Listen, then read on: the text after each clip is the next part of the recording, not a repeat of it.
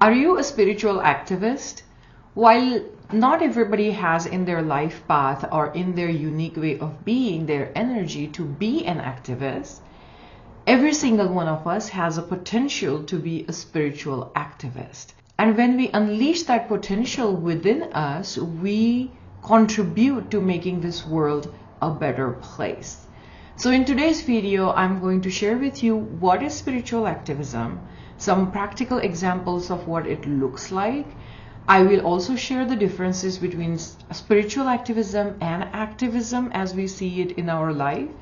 And then I will conclude this video by sharing its relationship with Dharma and Karma so that you can understand what is your relationship with your spiritual activism. Dharma and Karma are ancient Indian concepts that are quite wildly culturally appropriated. I'm going to share the true definitions of it and my contemplations around it so that we can connect all these pieces together to understand, give you some inspiration about the life path that you are on.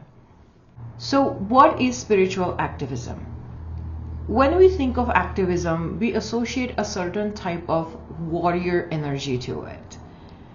Activists in our world are the people who use sacred anger as their tool for motivation.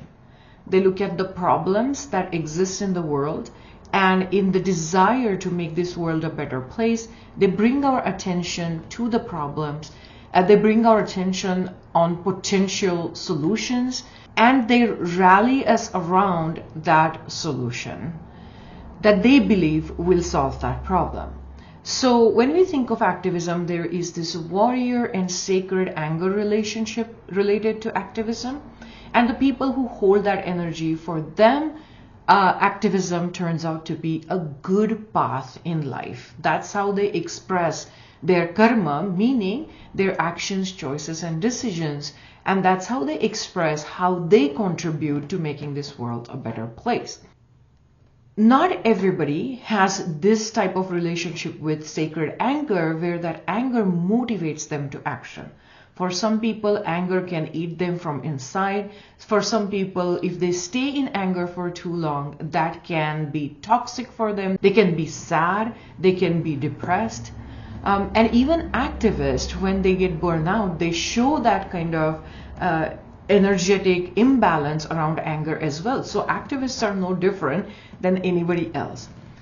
But spiritual activists, now we are looking at the question, I want to contribute to making this world a better place. By better, I mean more loving, more kind, peaceful, balanced, equitable place where human beings, other animals, plants, the environments aren't suffering because of the actions that humans are taking collectively.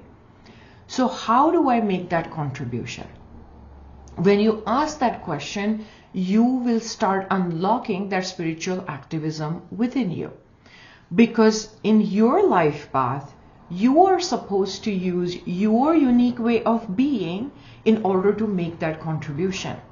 In fact, the universe is going to support you in you being truly yourself. And when I say yourself, I will explain what that is. But universe supports you being you simply because that is not only beneficial for you, but it is also beneficial for the people around you. So for some people, that benefit can look like they are being a great parent, raising children that are conscious about making this world a better place. Sometimes you may play a role of a wise grandmother. And sometimes this spiritual activism will show through your career, through your work that you do as a hobby or as a community project. So how that work comes out, how your spiritual activism comes out, does not have to look like a career or a business, but it's your own way of being that is so unique to you that when you unleash that, there is a certain piece of the puzzle in that wider contribution that gets filled. Right? And then through that particular combination that you make, our collective becomes better simply because it has you in it. So spiritual activism is actually making a difference in the world through your unique way of being. So this is activism rooted in the spiritual principle that Dharma, meaning your unique way of being, is an important path for you to unlock, to explore. It's already hidden within you. The more you heal yourself, you get closer and closer to your Dharma, meaning your unique way of being. And when you take actions, choices, and decisions, then those choices, actions, and decisions reflect the healing in the world that comes through your unique way of being. Those actions, choices, and decisions are called your karma. So Dharma is the energy and karma is the manifestation of that energy into our material world. Dharma is your unique way of being, and karma is the action, choices, and decisions that flow through your unique way of being.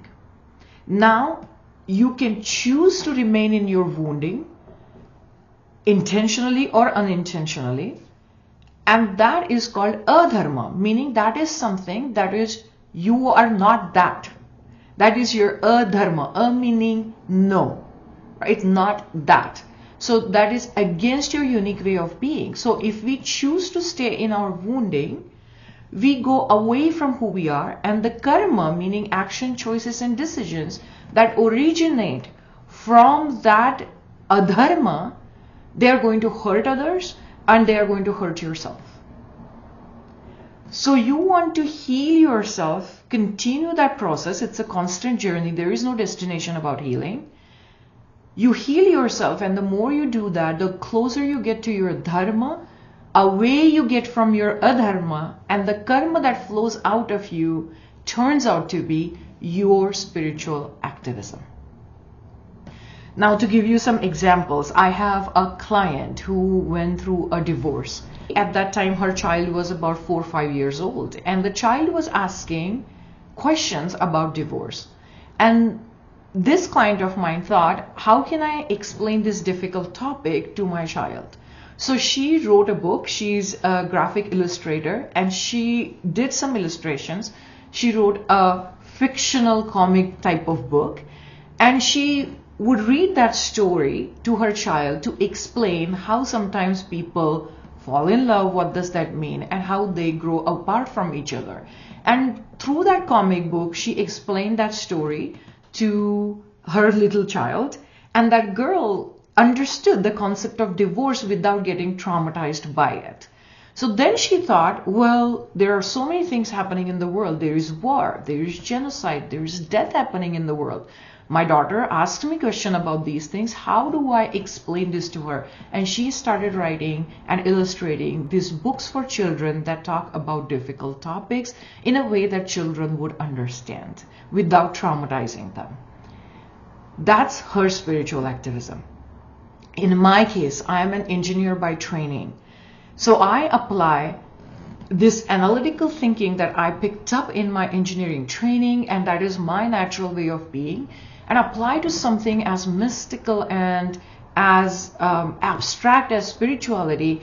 And my spiritual activism is to explain spiritual concepts in a analytical step-by-step approach and make it practical in our daily life, so that more people will be inspired to choose healing, more people will be inspired to apply these concepts, and that eventually will build their own resilience to stay